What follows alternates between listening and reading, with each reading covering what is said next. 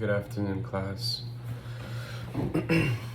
My name is Danny Martinez, and today I'm be talking to you guys about 4 different prompts.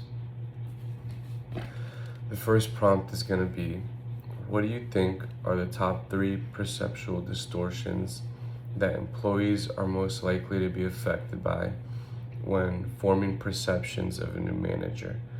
Defend your answer.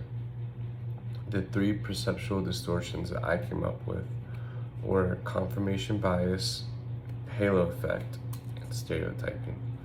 And for confirmation bias, to sum it up, basically that's when you let another person's opinions and rumors dictate how you think about the manager. So, for example, if I was to go to a new job and I have a buddy that works there, and they tell me, "Oh, don't go to this manager because he's bad because of this, and this," and I end up avoiding him as much as I can, and it costs us like a good work relationship between me and him. You never know. Like, what if I could have been best friends with him? I could have had similar interests, and we could have got along very well. But I decided to stay away from him just because my fellow employee told me to. And you shouldn't let other people's opinions, dictate how you feel about a certain someone in your workforce.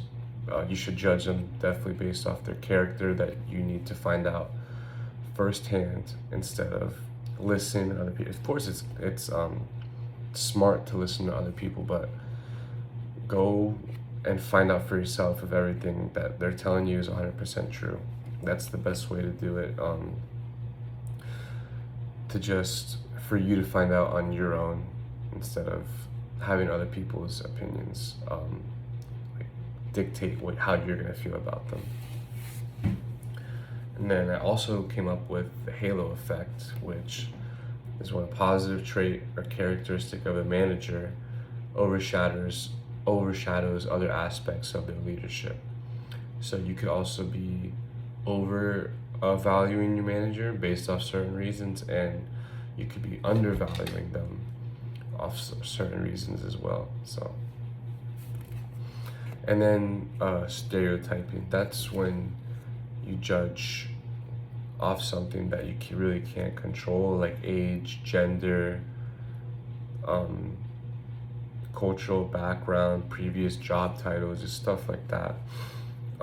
You shouldn't be judging, in this case, your manager over these things because they can't control it, and you should judge them based off their character at work, how they treat you as an employee, how they treat you as a human being. And at the end of the day, all these little things that I named off for stereotyping, they don't really matter. What truly matters is your manager like a good manager, and is he treating you respectfully?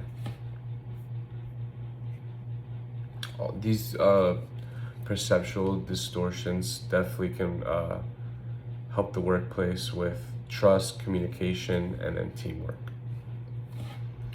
For the second prompt, it's describe what you could do in a difficult work situation to protect yourself.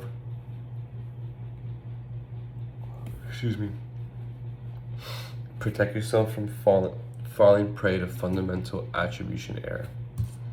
For those of you that don't know, the fundamental attribution error is the tendency to attribute others' negative behaviors to their personality or character while attributing our own mistakes to external factors. So basically, this is when you let someone's mistakes, like for example, if someone does a mistake at work and you judge their character based off that mistake, it's definitely not right. You should judge them off their character and how they are as a person instead of their mistakes. And you're also holding yourself at a higher standard because you also make mistakes. So and you're not going to bring yourself down to how they are, to the level that you're thinking about them. So ways to avoid this is you could definitely gather more information. um, Ask yourself what's going on with this manager behind closed doors. Are they getting enough sleep? Are they stressed at home? Are they fighting with their spouse? There's definitely a million different things that could be triggering your manager to react like this, and it's probably not because they don't like you, or it's like, I can't say 100% true, but it's 99% true. It's not because they don't like you, but it's probably because there's something else that's going on that's helped triggering it and helped them, crash out. Reflecting on your own experiences is a very, very good one. I can't tell you how many times I have crashed out at work because I was dealing with personal issues at home or in school, and then I let my anger get the best of me, and I took it out on at work. And then thankfully I have great coworkers, so they didn't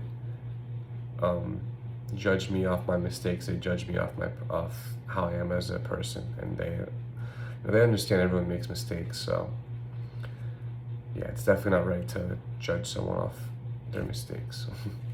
And then adopting a growth mindset is another great aspect in this, because you can, instead of judging off one incident that happens, the most famous line, one of the most famous lines there is that people learn from their mistakes. So at the end of the day, it was a mistake, and people definitely learn from their mistakes. And I can tell you firsthand, I definitely succeeded just from all the mistakes that I've made. Like, I had to go through the mistakes in order to succeed. So although they might be causing mistakes at work, it's shouldn't judge them off that, and just give them time to fix it, because it definitely does take time. For the third prompt, it's going to be: praise can be a type of positive reinforcement used by managers. Excuse me. List at least 3 additional positive reinforcements that are used in the workplace. Of the reinforcements you list, which do you find personally motivating and why?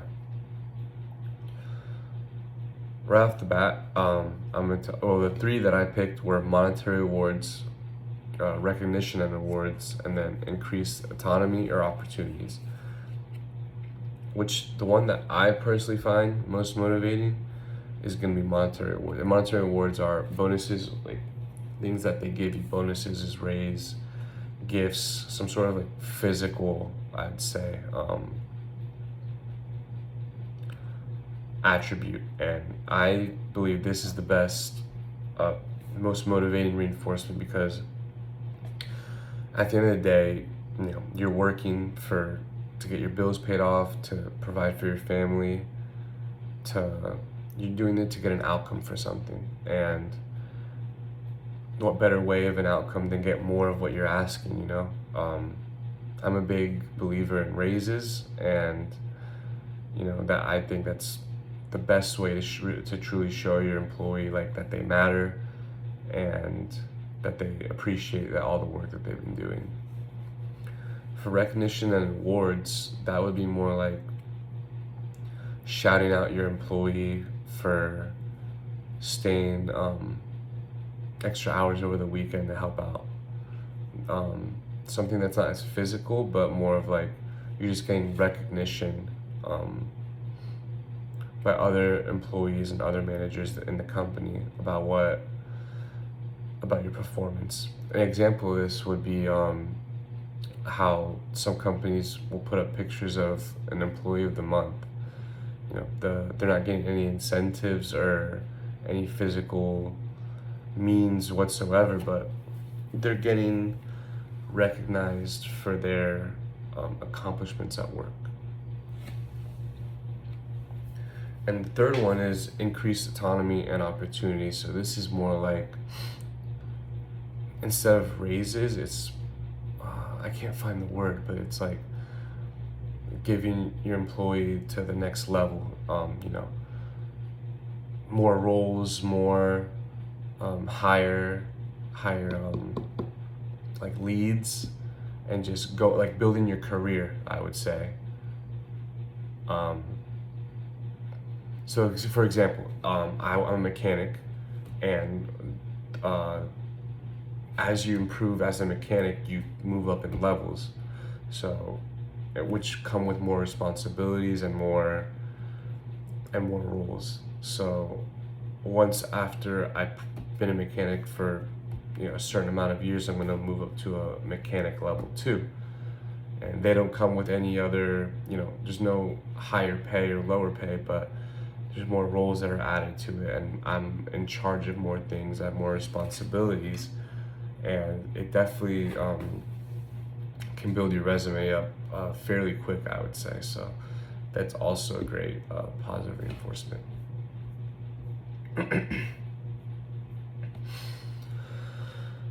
For the fourth prompt, it's going to be, you join a company where managers regularly reprimand their direct reports in front of others, play favorites, and encourage coworkers to report one another for making small mistakes. Excuse me. Based on Bandura's social cognitive theory, what sort of company culture is likely to spring from these practices? How would a new employee seek to get ahead at such a company, and to what extent would efforts to succeed in this culture directly benefit the company's shareholders? So if the company was to continue to doing these, like running in this sort of fashion, the culture would be very bad, like just very, very negative. I mean, the employees would be working in continuous fear. I don't know about you, but I am not one of working doing anything scared.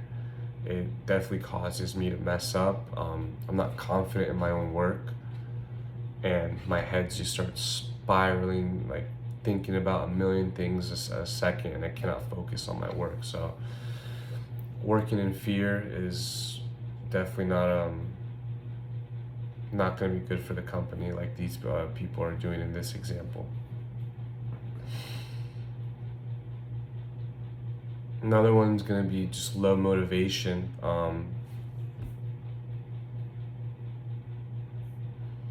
You're going to be, you're not going to want to go to work, because who's going to want to go to work if you're working scared? You're not comfortable in your setting, and you're not content with what you're at. So you're gonna have no desire to get out the work that you should be doing. So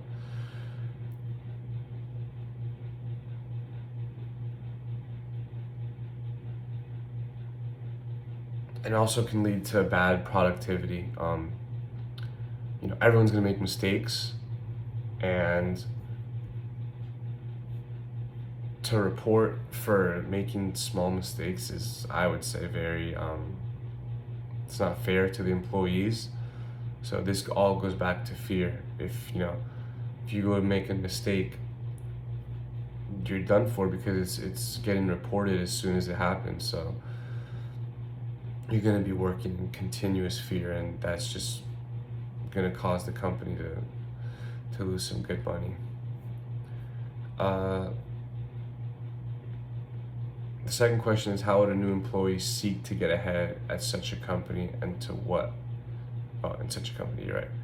And for an employee to get ahead in this company, in this scenario, is definitely to get along with the manager. You see that they're playing favorites with the employees. What better way to play favorite than try to be buddy with him? I don't want to say the bad term, but I would say to kiss his butt a little bit. that could definitely, bring you up in the leaderboards and help you out with your job title. Because if you and your manager are like this, then who can get in between you?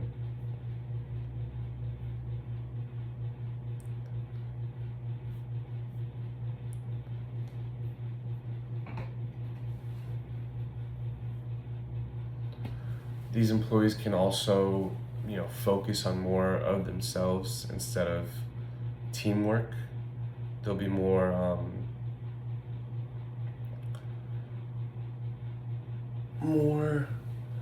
I would say, focused on themselves instead of what the team and how the team is doing, which, there's no I in team, so that's how the employees would get ahead.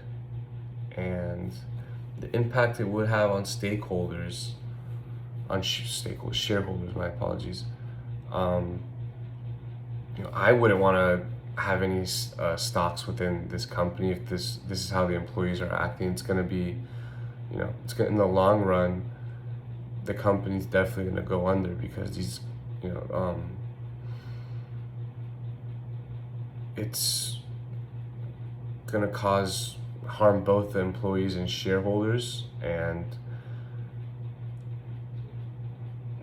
with everyone working in fear, it's just not going to be right.